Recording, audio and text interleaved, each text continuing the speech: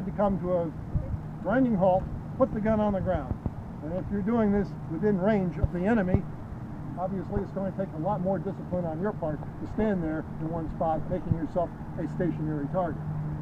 Normally, troops would be loading their guns well before they got within range of the enemy, and they would go into battle most of the time with their muskets on their shoulders, and wouldn't even attempt to fire until they got right on top of the enemy, and then they'd try to finish the job with their bayonets. It was not very healthy to be standing out within range of the enemy to load your muskets, especially if you had no cover or concealment. Handle cartridge. At this command, the soldier will reach into his cartridge box and he'll pull out one of these things. Inside this little paper wrapper, you had a bullet and one powder charge. On the powder end of the cartridge, there's this little tail of paper which went in between your two best teeth. Per cartridge. To be in the infantry, you had to have at least two good teeth opposite one another so you could fight open these cartridges.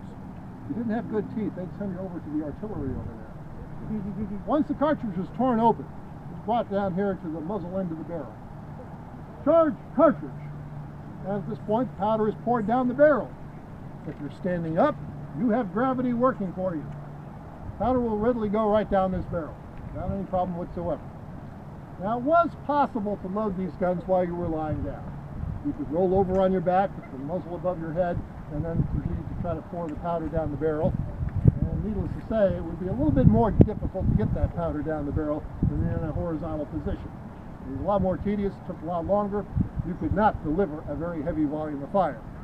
If you wanted to achieve maximum firepower, your troops had to be standing up, preferably in these very tight line formations. After the powder is poured down the barrel, a bullet is removed from the cartridge and placed in the muzzle of the barrel.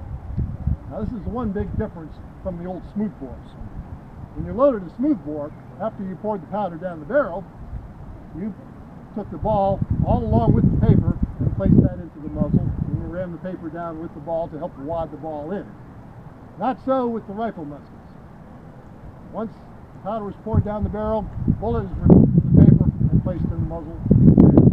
Now, the bullets for the rifle musket were no longer a spherical musket ball. They were now an elongated shape, a conical ball, just like this. The official nomenclature the Army used was elongated ball ammunition. Even though it doesn't resemble a spherical projectile, it's called ball ammunition. Even today, modern military ammunition is still referred to as ball ammunition. These bullets also have a more common name. They're commonly known today as mini balls. Named after Claude Minié of the French Army, who was actually the first to design this style of bullet for this style of musket. The primary characteristic of mini ball is out of being conical shape. There's a big hollow cavity. That hollow cavity in turn forms a very thin skirt around the base of the bullet. And that is very important to how this whole weapon system works. The bullets are actually smaller in diameter than the bore of the gun. The rifle musket here is 58 caliber. The bullets are 57 caliber. Tolerances were a little bit closer than those used in the days of the smoothbore musket, but it still fit somewhat loosely inside the barrel. You still needed to give it a push. Drop, ram.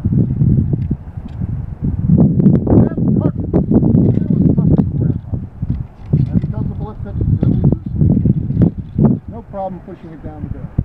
Return rammer.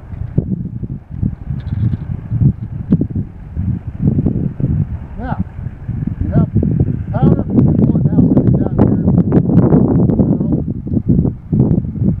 When the gun fires, a great deal of pressure is created by the explosion of the powder. And that pressure will enter the hollow base of this bullet and force the rim of the bullet outward. So as the bullet travels out the barrel, it fits the barrel very tightly. And it will take the rifling, the spiral grooves in the barrel, which will impart a spin to the bullet, giving it much greater stability, much greater range, and greater accuracy. Makes it a very accurate weapon system. Alright, with the gun now loaded, There's one final step required to complete the loading procedure. Prime.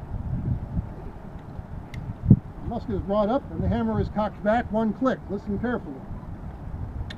You'll hear that click. That's called a half cock. If I pull the trigger right now, nothing happens. The gun will not go off half cocked. And if you've ever heard the expression, do not go off half cocked, this is where it came from. While the hammer is in the half cocked position, the soldier will reach into his little pouch that he has on the front of his belt, and he will pull out a small musket cap or percussion cap. For those who can't really see this, what I have here in my hand, it looks a little bit like my ranger hat made out of brass, and it's small enough to fit on a little projection underneath the hammer here, called the cone. Now this cap on the inside has a chemical known as fulminator mercury. Very sensitive chemical, highly explosive chemical. When the hammer gets pulled back to full cock, now if I pull the trigger, the hammer will fall, it'll strike the cap will detonate and send a spark in through a channel in the cone directly into the barrel where the powder is sitting. It will ignite your charge instantaneously. The percussion ignition system was adopted by the U.S. Army in the 1840s, well before the Civil War, and it proved to be a wonderful improvement over the older flintlock ignition system used on muskets used in previous wars, like the Revolutionary War and War of 1812. You could not fight battles during the Revolutionary War in the rain or whenever things got damp, because a wet flint would not generate the spark needed to ignite your powder. But these percussion caps were much more reliable.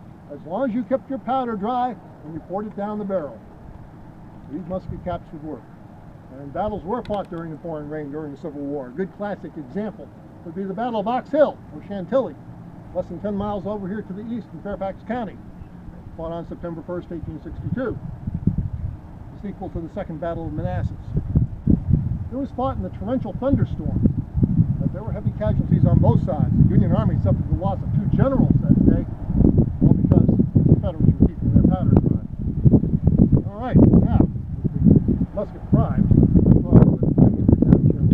these guys will not. We are about to make a little bit of noise here, and for those of you who might be sensitive to loud noises, have small children or pets that might be sensitive to loud noises, you might want to take appropriate measures. It won't be deafening, don't get me wrong. Keep you on that side of the fence to protect your eardrums. It'll be louder for these guys over here. But in any case, there are only 3 more commands ready. Ready? Just go back to full cock. Aim. Fire. Now, it's not always advantageous to fire all your guns in your unit simultaneously. That way, the enemy would then advance on you while you're all reloading. So it's oftentimes better to stagger your fire in the field so that you keep up a continuous fire upon the enemy. Now, the 9-count manual was really only used for training purposes. By the time these soldiers got into battle, they would only need one command to load their guns. Load! And you'll see them going through the same 9 steps, but this time without the individual command. This will give you a little bit better feel for how quickly it could actually be done under field conditions. We're going to fire a couple more rounds. We'll fire by file, which will stagger the fire somewhat, so not everybody's got to be shooting all at once. And this will again give you a little bit better understanding of the rate of fire that these rifle muskets were capable of.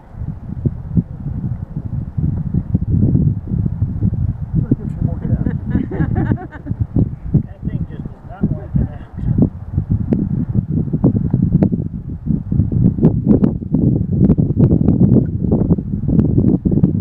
Y'all ready?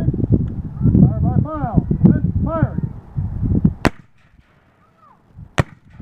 We got a full company here. They keep on firing on down the line in turn.